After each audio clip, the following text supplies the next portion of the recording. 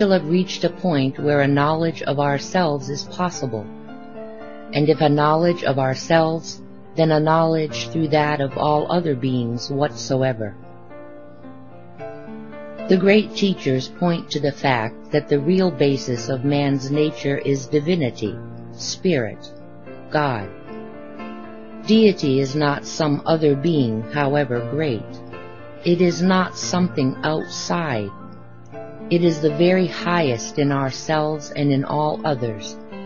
That is the God, and all that any man may know of this spirit is what he knows in himself, of himself, through himself. That is the idea that all the ancients put forward in saying there is but one self, and that we are to see the self in all things, and all things in the self. That is what we all do to some extent. We see the self more or less. Nothing is seen outside ourselves. Everything that we see or know is within ourselves, but we think of the self in us as mortal, perishable, having no existence apart from this body and this mind, and as separate from the self in all other forms.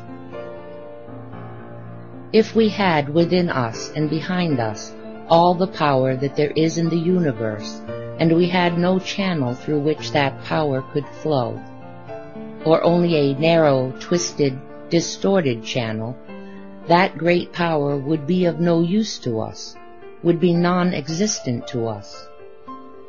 To open up the channel, it is necessary for us to understand the real basis, the God within, immortal and eternal, the source of all being, our very selves.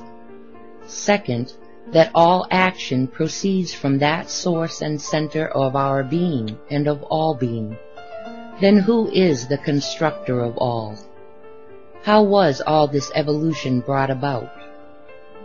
All the beings involved in it make up both the world and its inhabitants. All that exists is self-produced, self-evolved, the creation of spiritual beings acting in, on, and through each other. The whole force of evolution and the whole power behind it is the human will, so far as humanity is concerned. We do not realize that every form occupied by any being is composed of lives, each undergoing evolution on its own account, aided, impelled, or hindered by the force of the higher form of consciousness that evolved it. For this universe is embodied consciousness, or spirit. And just as a single drop of water contains within it every element and characteristic of the whole ocean, so each being, however low in the degree of its intelligence, contains within itself the potentiality and possibilities of the highest. The will of the Spirit in action has produced all. The great message of Theosophy has provided for every interested inquirer the means by which he may know the truth about himself and nature.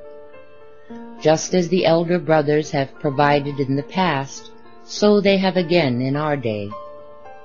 Everything that humanity needs has been given to us.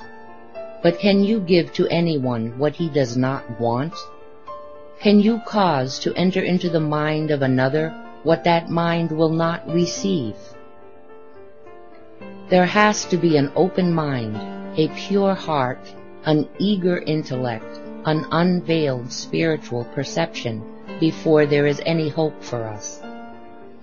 And as long as we are self-centered, as long as we are satisfied with what we know and what we have, this great message is not for us. It is for the hungry, for the weary, for those who are desirous of knowledge, for those who see the absolute paucity of what has been put before us as knowledge by those who style themselves our teachers, for those who find no explanation anywhere of the mysteries that surround us, who do not know themselves, who do not understand themselves. For them there is a way. For them there is food in abundance. For them this whole movement is kept in being by one single will, the will of the elder brothers who have carried these great eternal truths through good and evil, in order that mankind may be benefited, not desiring any reward, not desiring any recognition, desiring only that their fellow men, their younger brothers, may know, may realize what they know.